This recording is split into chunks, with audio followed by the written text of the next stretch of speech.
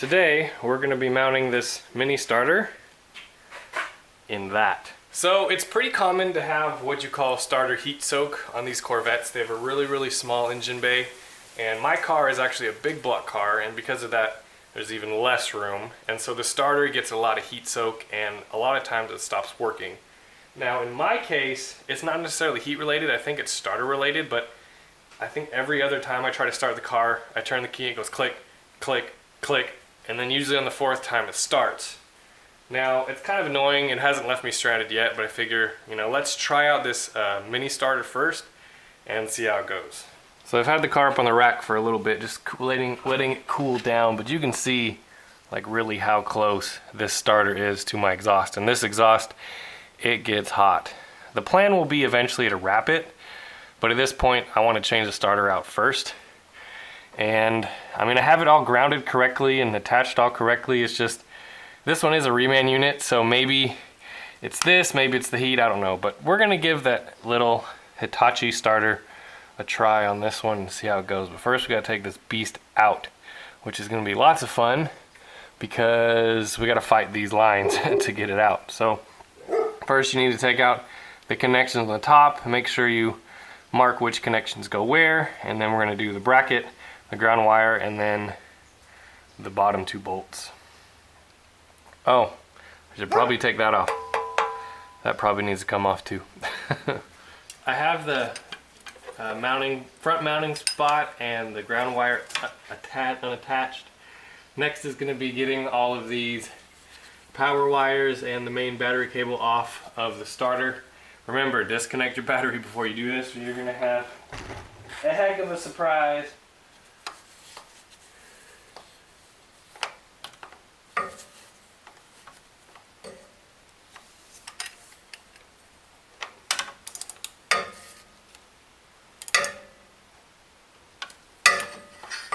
So once you get all your wires out of the way, you can take your starter down, and it's just 2 bolts, it's not too bad.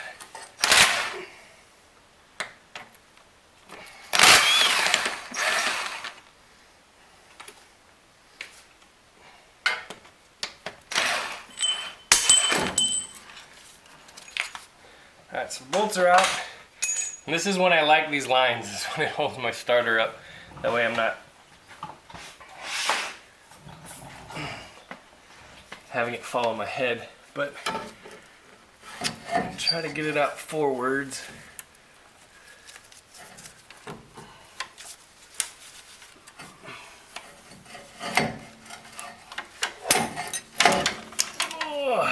Well, a couple things. One is it's the paint. There's a lot more paint on here than I remember there being, so that might be part of the reason why we have issues with it. But this is also an AutoZone special reman made in China starter.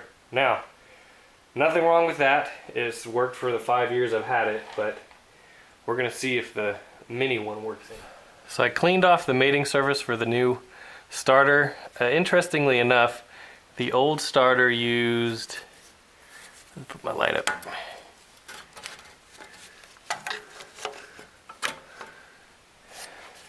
Interestingly enough, the old starter used this hole and that hole, but the new one uses that one and that one. So I've cleaned off all this part on the back. Now before you put your new starter in, make sure you figure out what size this nut is. It'll be a lot easier to do once you have everything in the car to know what size that is, so you can attach all your leads to it and torque it down.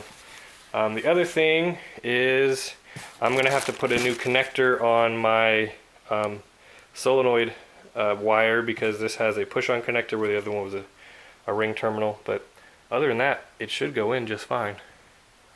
Hopefully we don't need to shim it. So the starter's installed, and I'm actually kind of disappointed. I feel like it's closer it's closer to my header than the other one was. So I don't know, even the solenoid I feel like is closer. Now RestoDan on YouTube had one of these, and he clocked it so that the solenoid was down in this corner. Which I might do, but the problem I'm gonna have is I'm not sure if my cable is long enough to reach that far, so pretty much be right about here. And I just don't know if my battery cable reaches that far. I guess another thing I could do is maybe wrap the starter in header wrap and see how that works, but I mean, it's way close. Here in the back, I did check engagement, and it engages just fine. I don't think I'll need to shim it, but again, you can see how close it really is. It's super close, so I might have to wrap the headers sooner than I think. Here on the base of the starter, there's a whole array of holes so that you can clock the starter in different ways.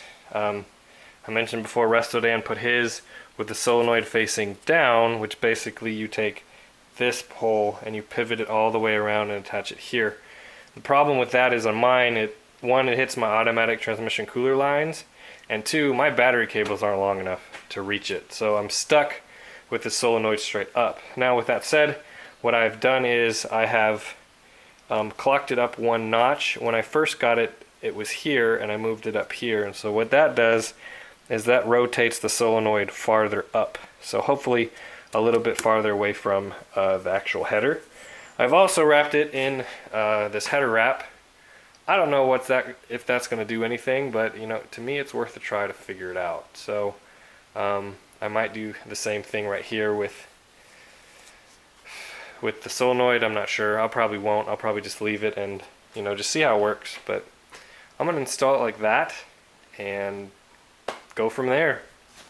2 bolts and 2 wires later, we can test it out. Alright, the starter is in.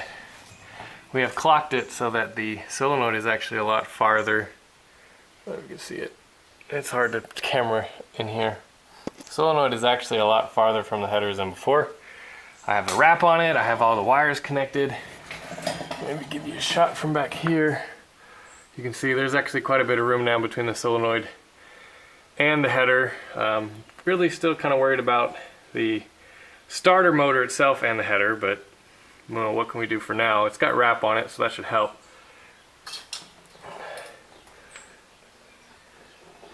I checked clearance. It goes back, contacts, and then hits the flywheel again. So what we'll do now is see if it will turn the engine over. I'll probably just bump it. I don't want to start it when it's on the lift, but just make sure it doesn't grind or make any of those kind of noises. Well, she turns over on the first click and goes back in. Sounds good, nothing's shorting, nothing's touching. So we should be good to go. Let's put that cover back on and start her up.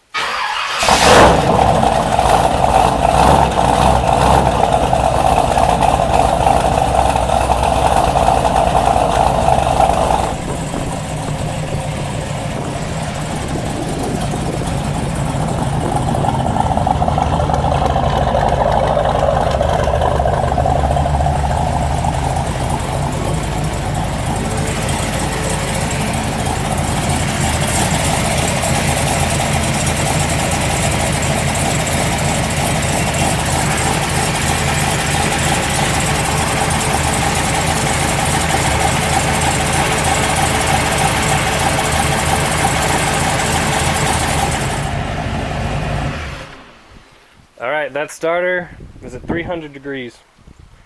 Let's see what happens.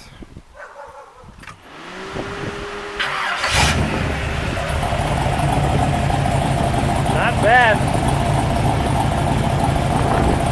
I mean, it's not 100 degrees out today, but I drove it at 60 miles an hour for 5 minutes, 6 minutes, so that's pretty warm. It seems to work okay. I'm actually pretty happy with that.